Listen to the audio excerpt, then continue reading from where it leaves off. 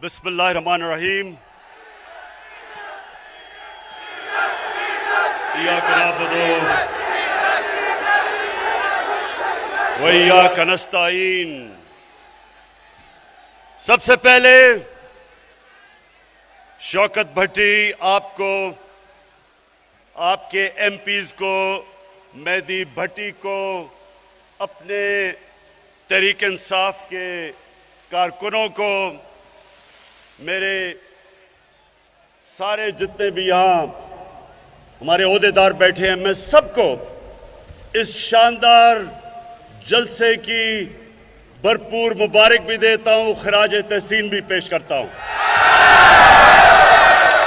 लेकिन शौकत भट्टी, आपने इतनी बड़ी लिस्ट पेश कर दी, लगता ऐसे है कि आप एक ही साल में हाफिजाबाद में वो काम करवाना चाहते हैं जो 70 साल में नहीं हुए।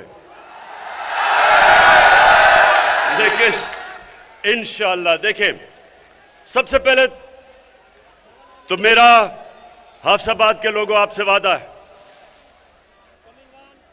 कि इंशाअल्लाह जब हमारे 5 साल मुकम्मल होंगे, मेरा वादा सिर्फ हाफिजाबाद आपसे नहीं है, मेरे सारे पंजाब के लोगों से है कि पाकिस्तान की तारीख में इन 5 सालों में जो हम डेवलपमेंट का काम करेंगे, इस सारी मुल्क की तारीख में इतना काम नहीं हुआ होगा जो इंशाअल्लाह पंजाब में हम आपको करके दिखाएंगे।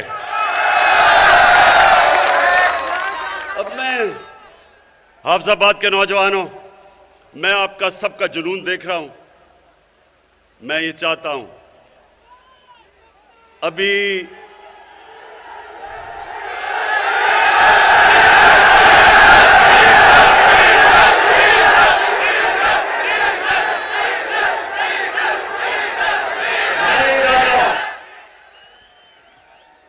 कि ये जो आज मैं आपसे बातचीत करने आया हूं, आपने बड़े तहम्मुल से और आराम से मेरी बात सुननी। मैं सबसे पहले एक चीज आपसे पूछता हूं, क्योंकि आप बाशऊर लोग हैं, मुझे ये बताएं कि इमरान खान को सियासत में आने की जरूरत क्या थी 25 साल पहले? अल्लाह इमरान खान को सब कुछ दे चुका था, जो भी मैं जिंदगी में चाहता था अल्लाह वो दे चुका था।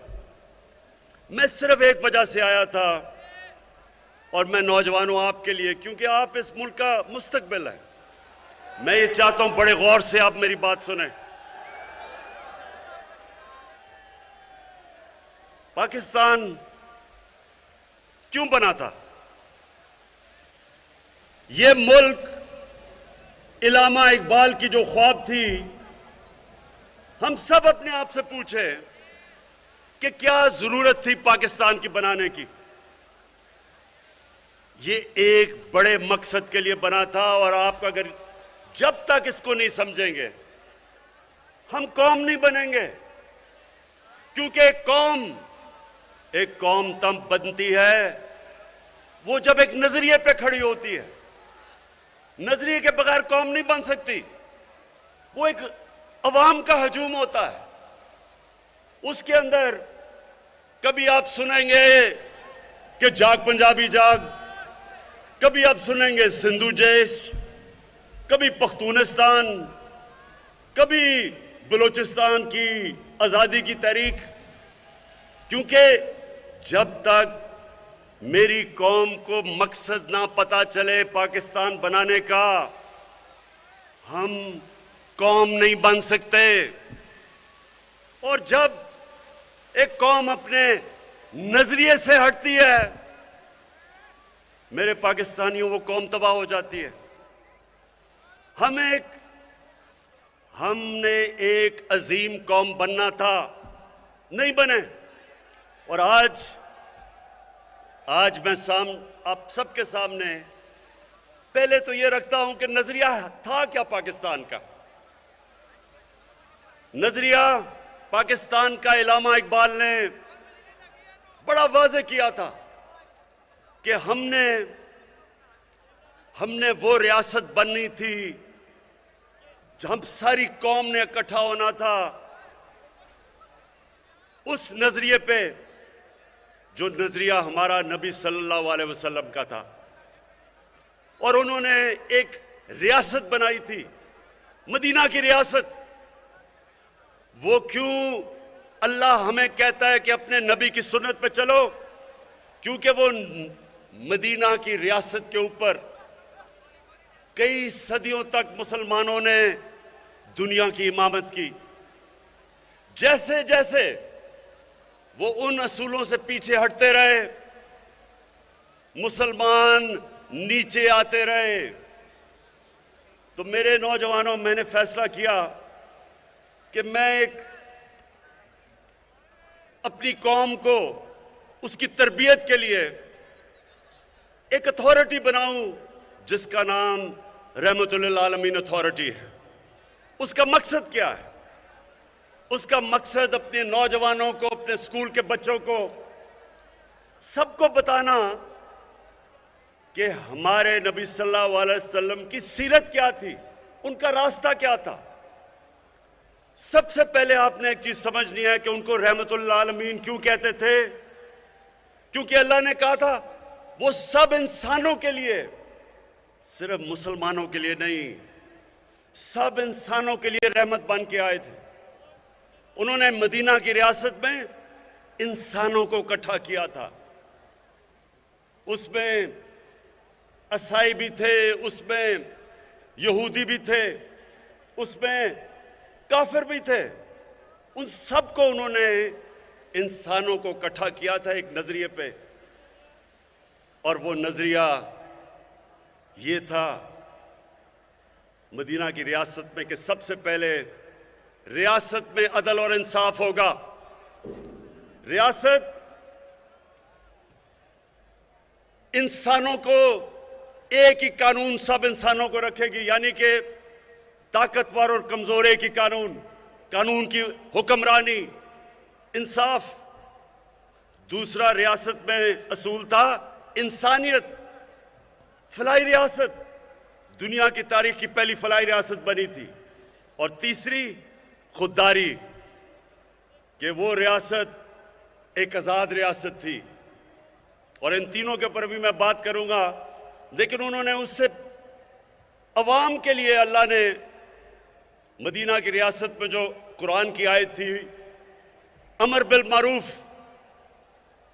व नही अनिल मुनकर, अल्लाह ने इंसानों को कहा कि रियासत की तो जिम्मेदारी इंसाफ देना, खुददार कौम, इंसानियत, फलाही रियासत, लेकिन अवाम की जिम्मेदारी क्या थी कि तुम अच्छाई के साथ खड़े होगे और बुराई के खिलाफ जहाद करोगे। ये समझ जाएं कि अल्लाह ने इंसान को ये इजाजत नहीं दी थी कि एक तरफ बुराई हो रही हो और आप इंसान कहे जी कि मैं तो किसी की तरफ भी नहीं हूं। ये मैं 25 साल से अपनी कौम को बता रहा हूं कि जब तक एक कौम बुराई के खिलाफ नहीं खड़ी होगी, उस कौम में बुराई बढ़ जाएगी, वो कौम आगे नहीं बढ़ेगी। जब एक कौम देखेगी कि जुल्म हो रहा है, जुल्म के खिलाफ नहीं खड़े होंगे, जुल्म बढ़ जाएगा। जब एक कौम देखेगी कि करप्शन बढ़ रही है और कौम कुछ नहीं करती, तो माशरे में करप्शन बढ़ जाएगी। जब आप देखते हैं कि माशरे में सेक्स क्राइम बढ़ती जा रही है, बच्चों से ज्यादतियां, रेप, ये माशरा इसका मुकाबला करता है। तो मैं सबसे पहले अपनी कौम को यह बताना चाहता हूं कि मैं 25 साल से अपनी कौम में तबलीग कर रहा हूं कि आपके ऊपर फर्ज है कि हम सब, अगर हमने अजीम कौम बनना है तो हमें सब अच्छाई का साथ देना है। हम जब देखें कि मुल्क के नामवर करप्ट लोग, मुजरिम, अदालतों में जिनके केस, वो जब सब खड़े होके एक तरफ कोशिश करते हैं कि मुल्क की रियासत को गिराने के लिए, पैसा चलाने के लिए, लोगों को खरीदने के लिए, चोरी के पैसे से लोगों के जमीर खरीदने के लिए, तो रियासत की जिम्मेदारी होती है इसके खिलाफ आवाज बुलंद करना, अवाम की जिम्मेदारी होती है, अदलिया की जिम्मेदारी होती है, इलेक्शन की जिम्मेदारी होती है। कौम मुकाबला करती है इसका। मैं नौजवानों, मगरिब में अपना बड़ा टाइम गुजारा क्रिकेट की वजह से।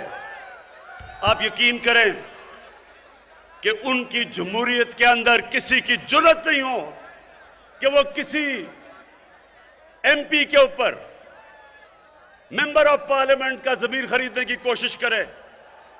उनकी जुर्रत नहीं होती, ना एमपी की, मेंबर पार्लियामेंट की जुर्रत होती है बिकने की, क्योंकि उन्हें पता है कि वो माशरे में नहीं अपनी शक्ल दिखा सकेंगे।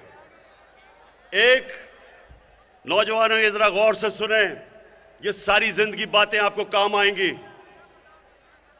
अमेरिका के अंदर एक बड़ा अमीर आदमी था, उसका नाम बर्नी मैडॉफ था। बहुत अमीर आदमी था, सारे बड़े बड़े लोग उसको जानते थे, फिल्म स्टार वगैरह सब जानते थे।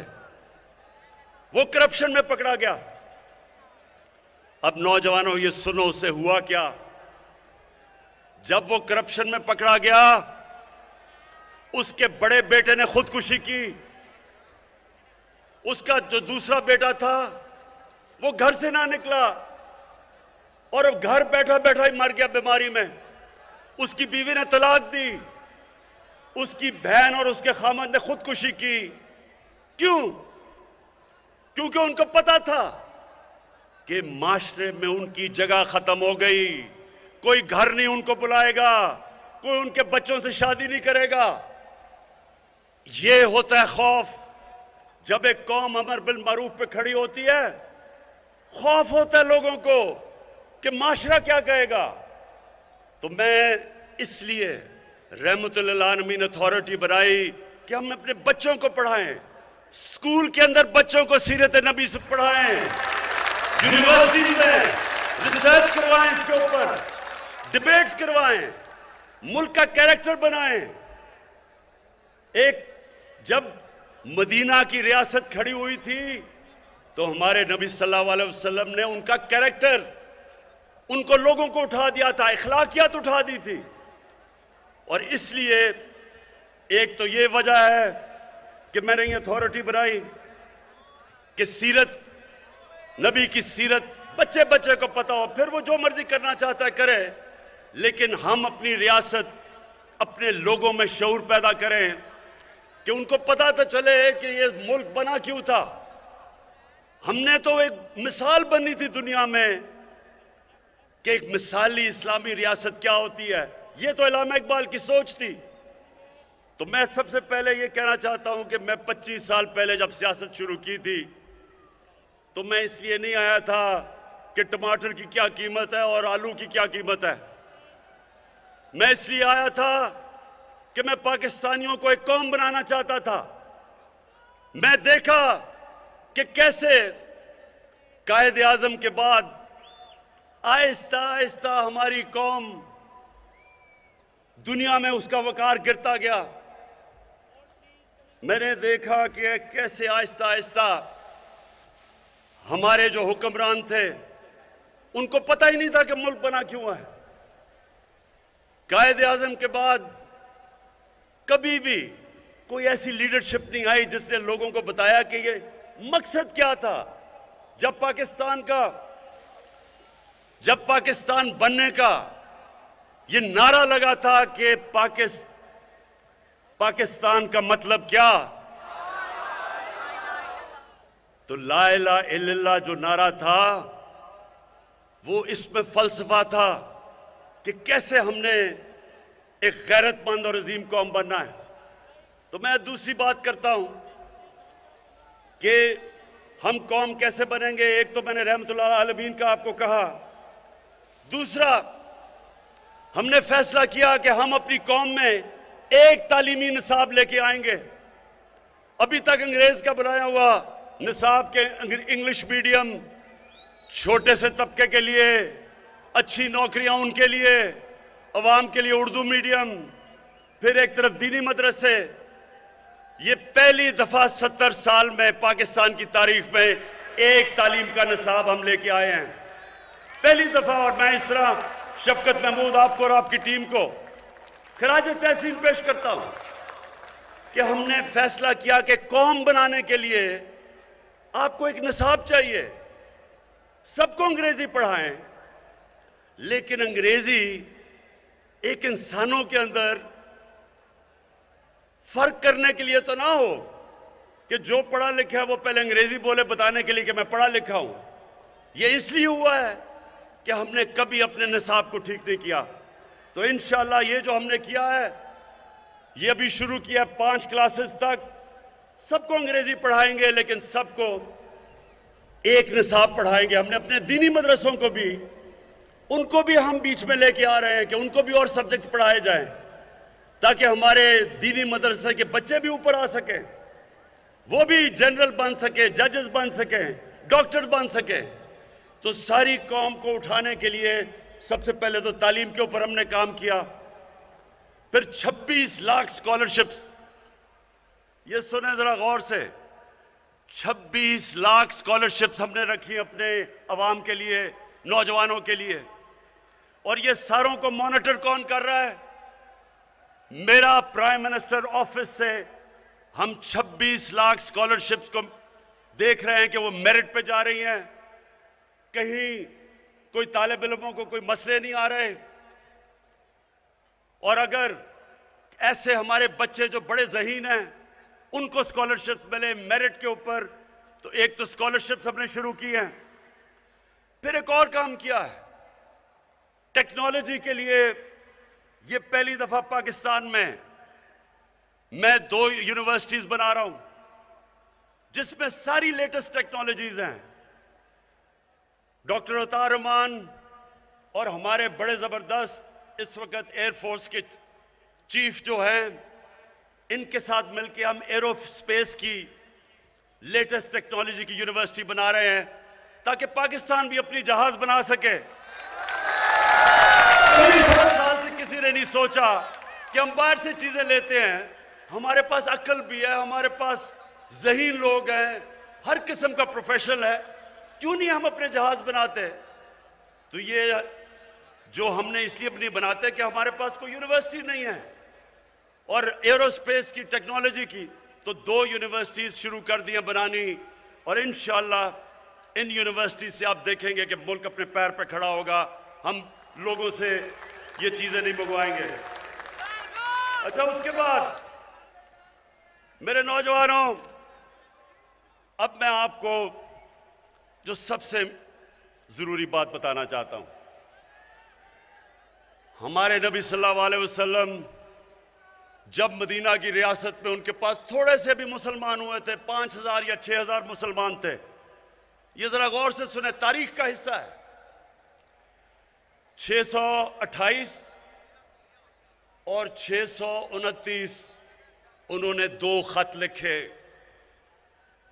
अब सोचे कि मुसलमान थोड़े से चंद हजार थे, और खत लिखा उन्होंने एक सुपर पावर को। दुनिया बटी हुई थी 2 सुपर पावर्स के बीच में। एक था पर्शियन एम्पायर, एक सुपर पावर एक तरफ मशरिक में, और मगरिब में थी रोम बैजेंटाइन एम्पायर। उन्होंने दोनों सरबराह को एक खत लिखा, दोनों को एक पैगाम दिया कि मैं अल्लाह का पैगाम लेके आया हूं, अगर तुम इस पैगाम पे चलोगे तो तुम्हारी बेहतरी है। अब सोचें कि एक लीडर, दुनिया के तारीख का सबसे अजीम लीडर, उसकी शान देखें कि जब उनकी फौजें लाख लाख लाख लाख से ज्यादा बड़ी फौजें और जदीद हथियार थे, ये कुछ भी नहीं थे, थोड़े से हजार मुसलमान थे। लेकिन दुनिया के लीडर को जरा देखें कि उसने उनको ये नहीं कहा कि मैं इमदाद चाहता हूं, उन्हें ये नहीं कहा कि मैं तुम्हारे से कर्जे चाहता हूं, उन्होंने कहा मैं सच का पैगाम लेके आया हूं। और दुनिया की तारीख शाहिद है कि 10 साल के अंदर अंदर उन 2 खत के बाद दोनों सुपर पावर्स घुटने टेक गई मुसलमानों के सामने। तो हाफिजाबाद के लोगों सुनो, लीडर कभी किसी के सामने झुकता नहीं है। हमारे नबी सल्लल्लाहु अलैहि वसल्लम ने उनकी सुन्नत यह है कि ला इलाहा इल्लल्लाह इंसान को गैरत देता है। जब वो एक इंसान ला इलाहा इल्लल्लाह पढ़ लेता है, वो किसी झूठे खुदा के सामने नहीं झुकता। और हमारी बदकिस्मती कि हमारे जनाब यहां का प्राइम मिनिस्टर अमेरिकी सदर के सामने बैठता है, कांपे टांग रही होती हैं उसकी, हाथ में पर्ची पकड़ी हुई होती है कि कहीं मेरे मुंह से कोई गलत चीज ऐसी ना हो जाए कि अमेरिका का सदर नाराज ना हो जाए। जब एक मुल्क का लीडर इस तरह किसी के सामने टांगे कंपाता है तो उसके बाद वो कौम को गिरा देता है, कौम गिर जाती है। कौम को तो लीडर उठाता है। हमारा जो लीडर, सबसे अजीम लीडर कायदे आजम मोहम्मद अली जिन्ना, एक गुलाम हिंदुस्तान में आजाद लीडर था, एक आजाद इंसान था। उसको देख के मुसलमानों को फख्र होता था, कभी किसी के सामने नहीं झुकता था। और हमारी अभी क्या हुआ जरा ये सुने। यूरोपियन यूनियन के एम्बेसडर्स ने मिलके खत लिखा कि इमरान खान को और हमारी हुकूमत को रूस के खिलाफ बयान देना चाहिए। अब ये सारे प्रोटोकॉल के खिलाफ है, ये सारे डिप्लोमेटिक प्रोटोकॉल्स के खिलाफ है कि एम्बेसडर्स ओपन लेटर लिख दें। और मैंने उनकी सही तनकीद की। मैंने उनको यह कहा कि तुमने हिंदुस्तान से इस तरह जुर्रत है खत लिखने की, और किसी मुल्क को लिखोगे ऐसा खत? और मैंने ये पूछा कि हम एक आजाद मुल्क हैं, हम किसी के गुलाम नहीं हैं। हमारे यहां, अब ये सुने, पहले तो 2-3 लोगों की स्टेटमेंट्स आ गई। फजल रहमान ने कहा जी बड़ा इमरान खान ने बड़ा जुल्म कर दिया है।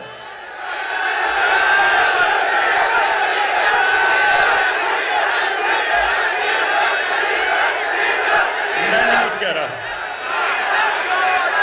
उसके बाद शहबाज शरीफ, अब जरा शहबाज शरीफ को देखें, वो जब भी, जरा सुने मजे सुने, जब भी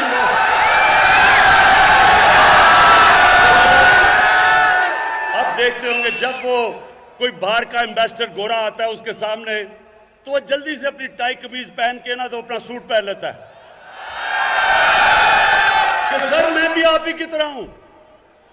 और फिर वो कहता है कि जी ओहो इमरान खान ने बड़ा जुल्म कर दिया कि यूरोपियन अंग्रेजों की उन्होंने तनकीद कर दी। उसके बाद कांपे टांग रही।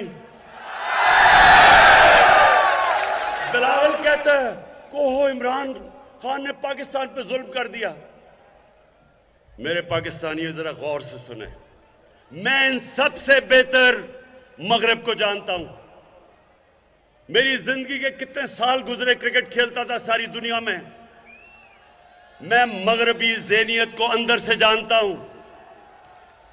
जो लोग उनके जूते पॉलिश करते हैं वो उनको हकारत से देखते हैं।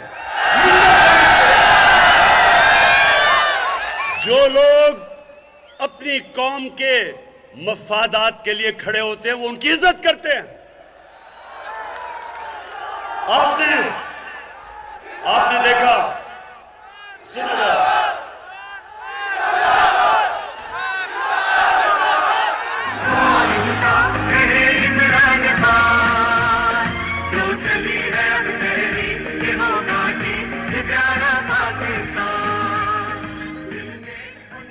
देखिए नौजवानों, अपनी जिंदगी का एक असूल बना लें। दुनिया उस इंसान की इज्जत करती है जो अपनी इज्जत करता है।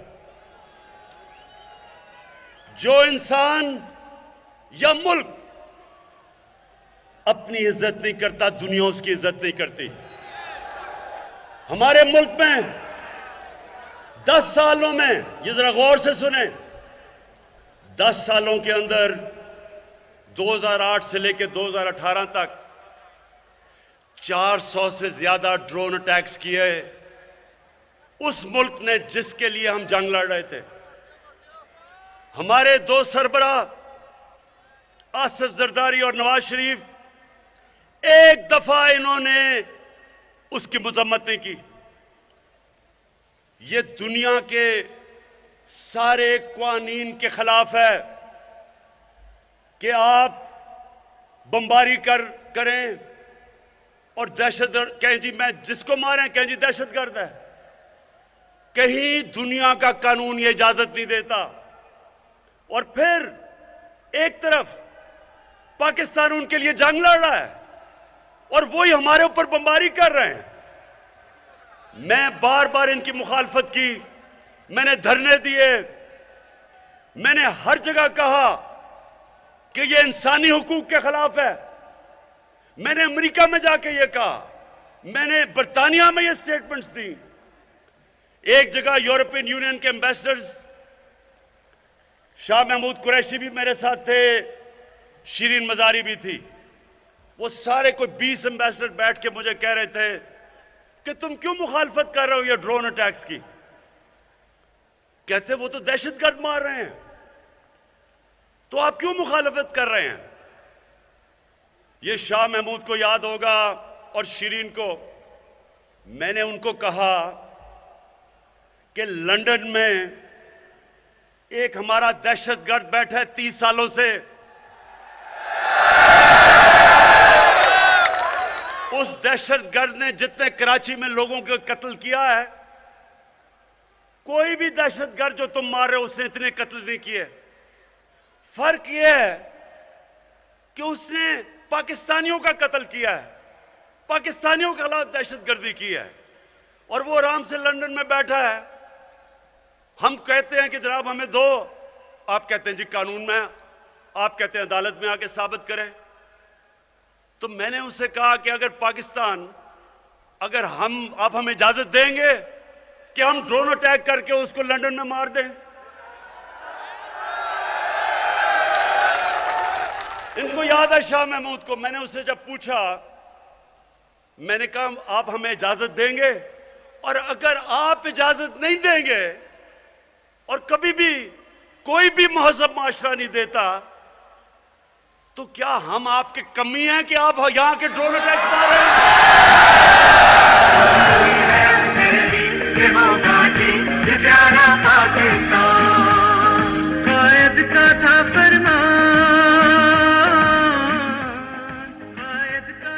पाकिस्तानियों, मैं वाज़ेह कर दूं कि मैं समझता हूं कि पाकिस्तान को दुनिया में हर मुल्क से अच्छे ताल्लुकात रखने चाहिए। अमेरिका से अच्छे ताल्लुकात रखने चाहिए। बहुत बड़ी पावर है, हमारी तिजारत उसके साथ है। हमारे बड़े अजीम पाकिस्तानी वहां रहते हैं। लेकिन मैं 22 करोड़ पाकिस्तानी का वजीर आजम हूं।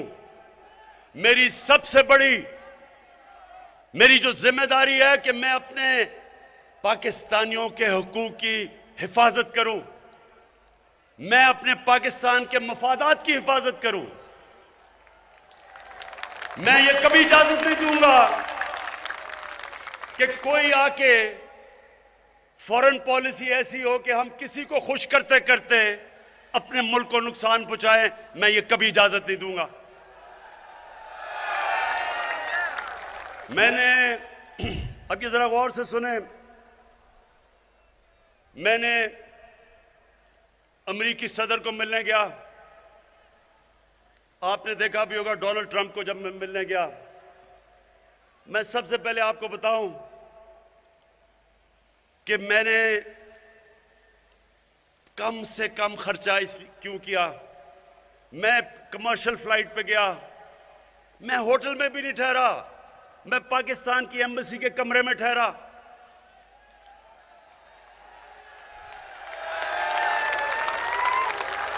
क्योंकि मैं उनको यह बताना चाहता था कि मेरे मुल्क के ऊपर इस वक्त मुश्किल माशी हालात हैं, मैं अपने मुल्क का पैसा बचा रहा हूं। मैं वहां सूट पहन के नहीं गया, मैं अपनी शलवार कमीज में गया।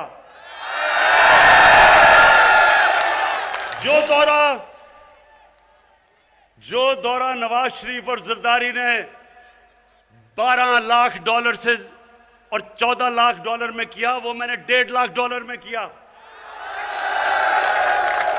सिर्फ इसलिए कि मैं मगरब ज़हनियत को समझता हूं।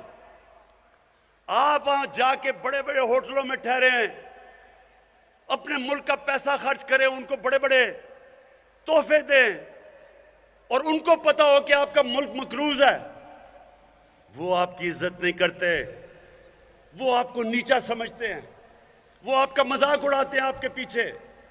मैं जानता हूं उनको। वो आपकी इज्जत करते हैं जब वो देखते हैं कि इसको अपने मुल्क की फिक्र है। वो देखते हैं कि उसे जब अपने मुल्क पे फख्र है, उसको शर्म नहीं आती पाकिस्तानी होते हुए। और सबसे ज्यादा वो आपकी इज्जत करते हैं।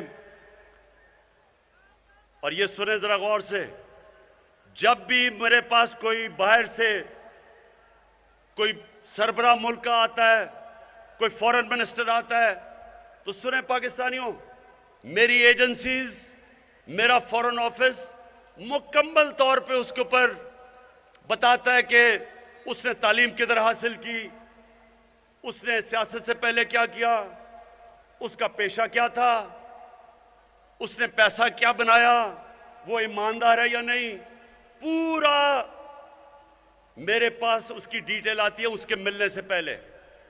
इसी तरह जब पाकिस्तान का सरबराह जाता है बाहर के मुल्क में, तो उनके पास हर चीज उसके ऊपर आ जाती है कि इसकी तालीम क्या है, इसकी सियासत में क्या इसका पोजीशन है, क्या ये ईमानदार है या नहीं।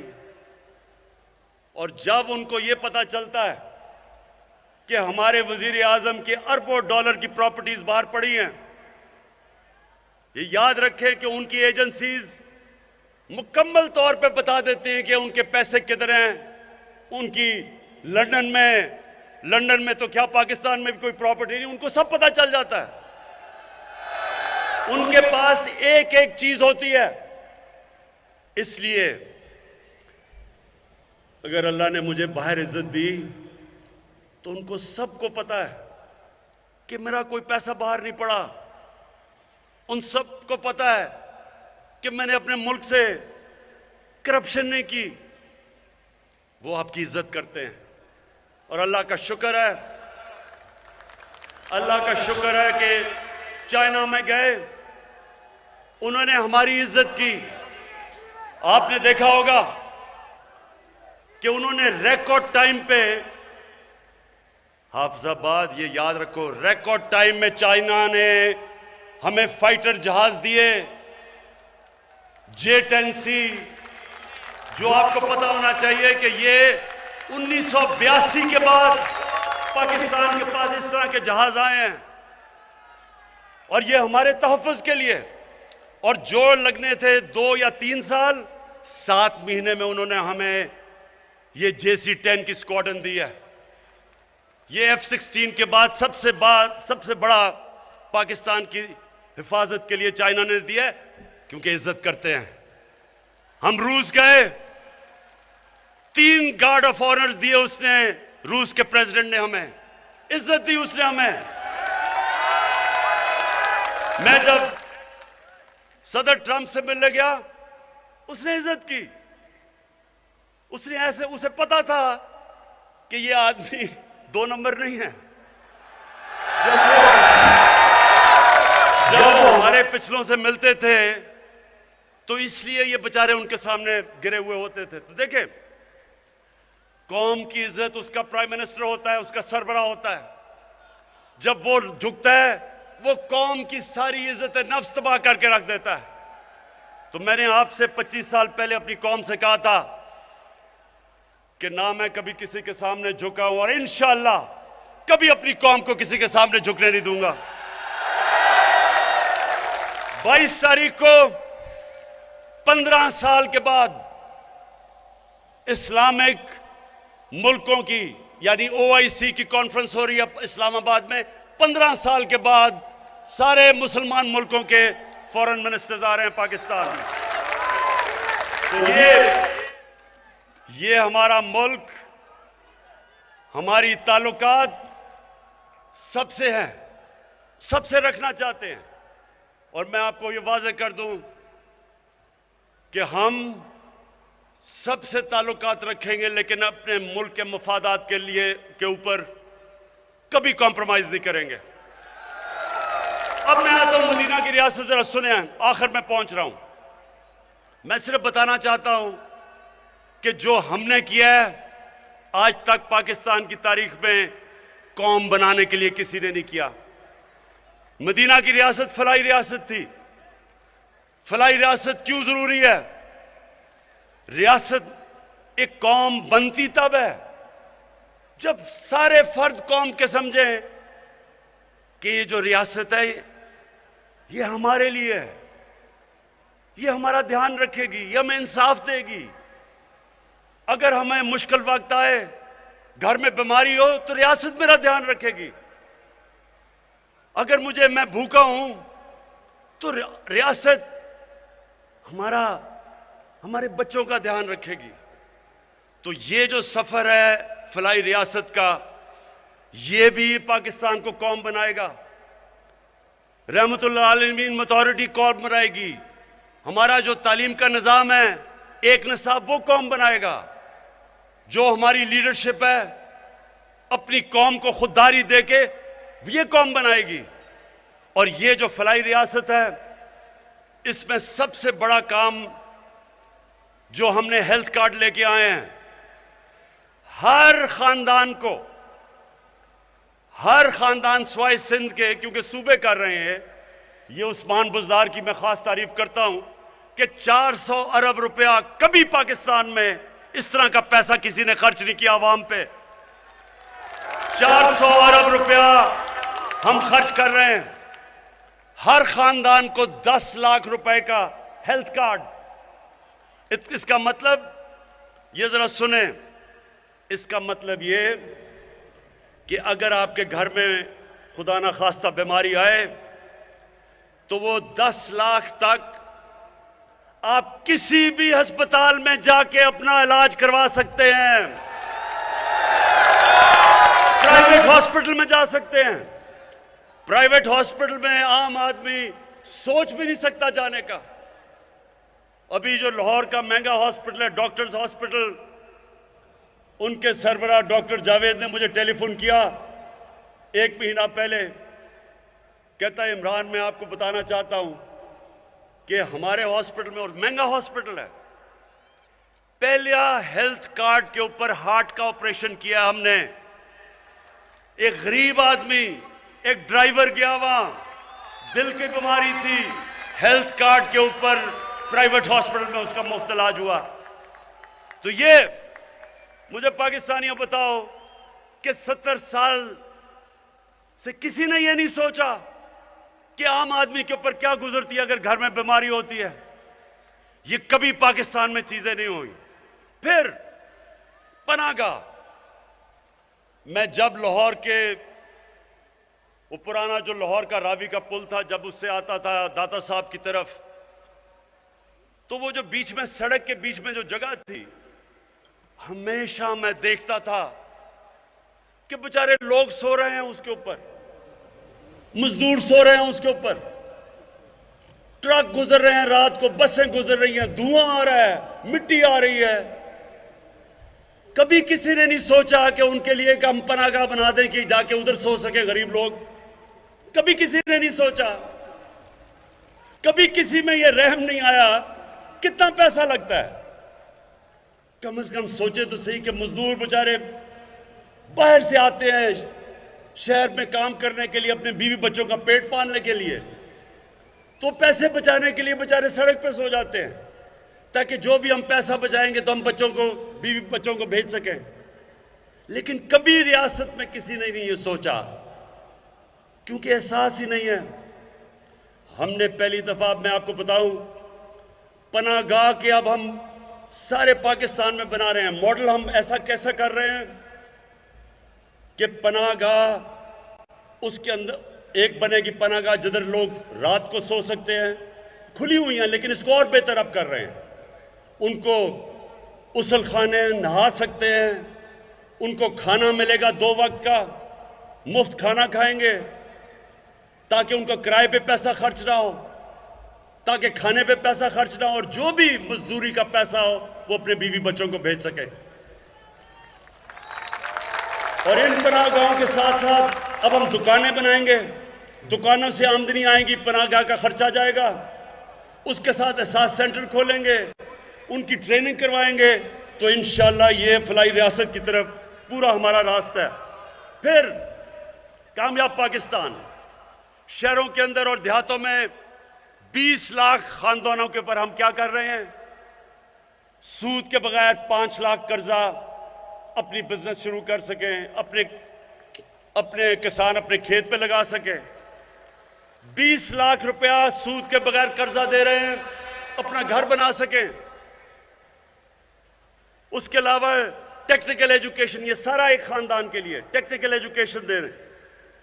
फिर ये पहली दफा, ये सारी चीजें पाकिस्तान में पहली दफा हो रही है। फिर अब सबसे ज्यादा एक इंसान क्या चाहता है कि मेरे सर के ऊपर छत हो, अपना घर हो।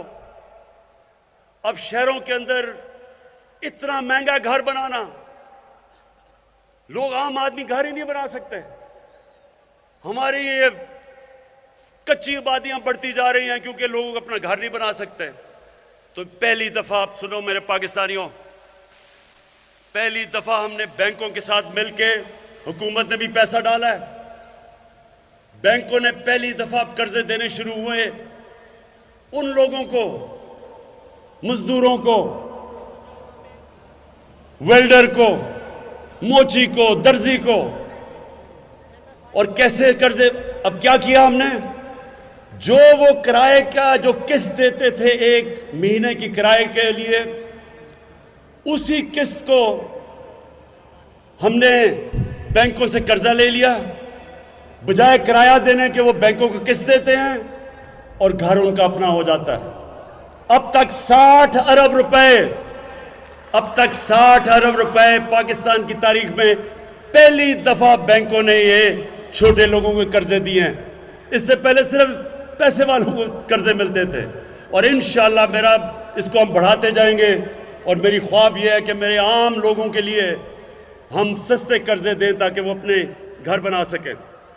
फिर हम, महंगाई का दौर है, एहसास राशन, एहसास राशन अब हम शुरू कर रहे हैं। 2 करोड़ खानदान को हम पैसा दे रहे हैं, वो जाके घी, आटा और चीनी 30% इसके ऊपर उनको रियायत मिलेगी करियाना स्टोर से। ये पूरे पाकिस्तान में 2 करोड़ खानदान के लिए हम कर रहे हैं। और उसके बाद ये सुने जरा, ये सुने मेरे नौजवानों, जो मुझे सबसे ज्यादा खुशी है, हमने रिकॉर्ड टैक्स इकट्ठा किया। पहली दफा पाकिस्तान के लोगों ने इतना टैक्स दिया। उस टैक्स से आज हमने बजाय पेट्रोल और डीजल की कीमत 20 रुपए बढ़ाना,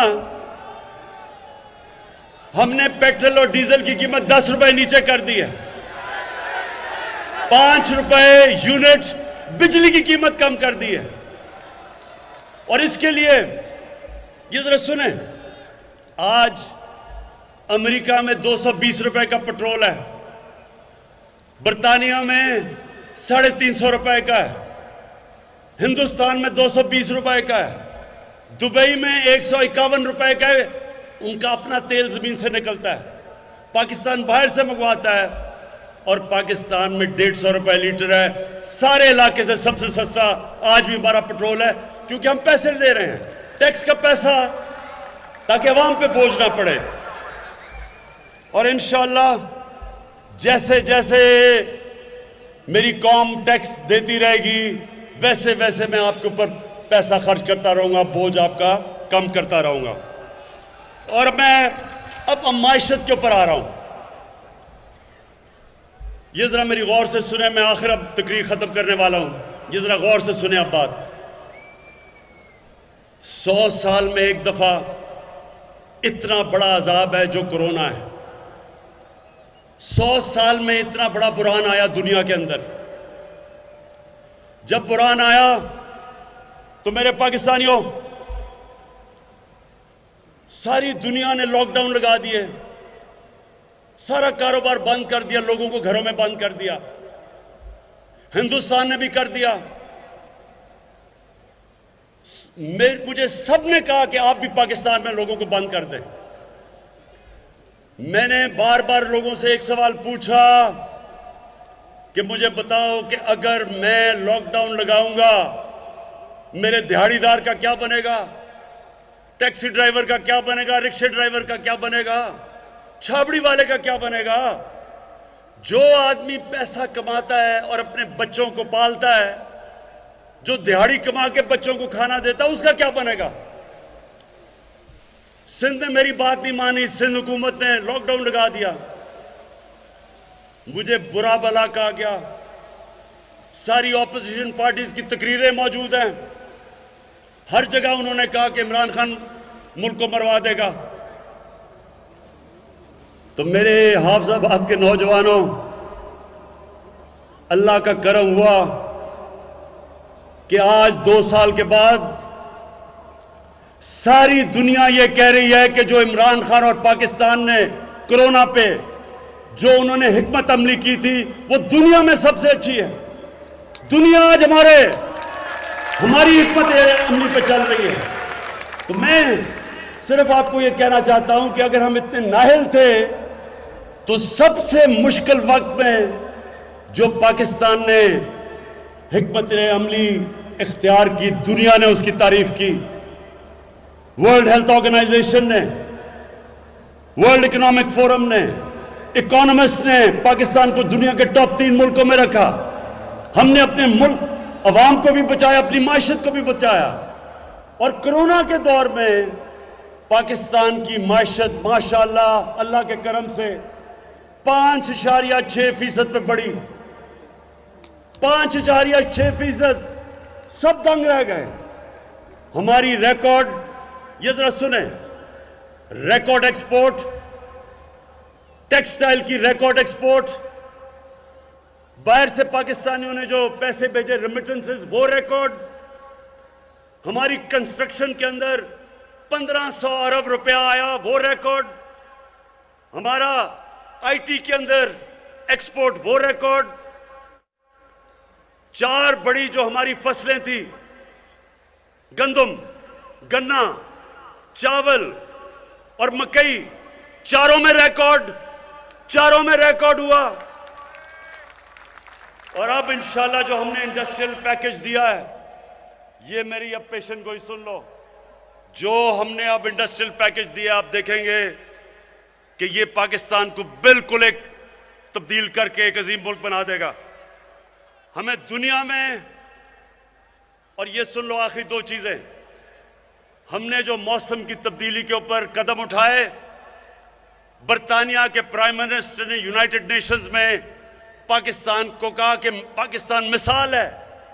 पाकिस्तान वो मुल्क है जो दुनिया को दिखा रहा है कि मौसम की तब्दीली यानी क्लाइमेट चेंज का कैसे मुकाबला करना है। फिर 50 साल में, हाफिजाबाद के लोगों, आप यहां ज्यादातर किसान हो, 50 साल में पहली दफा पाकिस्तान में डैम्स बनी हैं। 10 डैम्स बना रहे हैं हम, ये 50 साल के बाद, ताकि पानी को बचाएं, ताकि किसानों के पास ज्यादा पानी आए, सस्ती बिजली बने, पानी के ऊपर बिजली बने। और इंशाअल्लाह 3 साल में पहली मोमन डैम कंप्लीट हो रही है, उसके बाद दासू डैम और उसके बाद बादशाह डैम।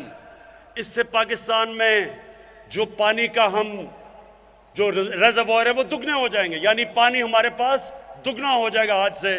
और इंशाल्लाह ये किसानों के लिए बड़ी खुशखबरी है। मैं आखिर में, मेरे हाफिजाबाद के लोगों, मैं आपके सामने आखिर में एक बात कहता हूं कि मेरा ये ईमान है कि हमारा मुल्क एक बहुत अजीम मुल्क बनने जा रहा है। ये वो मुल्क है जो 27वीं रमजान को बना था। ये वो मुल्क है जिसने दुनिया को बताना है कि सही माने में जो नबी सल्लल्लाहु अलैहि वसल्लम की सुन्नत थी, मदीना की रियासत, वो कैसे, उसके क्या असूल थे। हमने दुनिया में मिसाल बनना है, हमने खुददार कौम बन के सामने आना है और हमने दुनिया को यह साबित करना है कि किधर से, जिस तरह मदीना की रियासत में मुसलमान उठे थे, उसी तरह यह मुल्क उन उसूलों के ऊपर चल के एक दुनिया का अजीम तरीन मुल्क बनेगा। और इंशाअल्लाह ये जो हमारे सामने हमें धमकियां मिलती हैं, अभी ये जो हिंदुस्तान का एक मिसाइल भी आ गया, पाकिस्तान ने बड़ी हिकमत से इसका जवाब दिया, हालांकि हम और भी कुछ कर सकते थे। लेकिन आज मैं आपको कह दूं, हमारा मुल्क वो है जो अपनी दिफा कर सकता है, जो इस वक्त सही रास्ते पे चला गया है, जिसकी माशत सही जा रही है, और जो इंशाल्लाह अगले 1.5 साल होंगे उसमें आप देखेंगे कि ये मुल्क उधर पहुंच जाएगा जो, अगर हम 1947 में सही माने पे चल पड़ते तो आज हम कहां के कहां पहुंच चुके होते।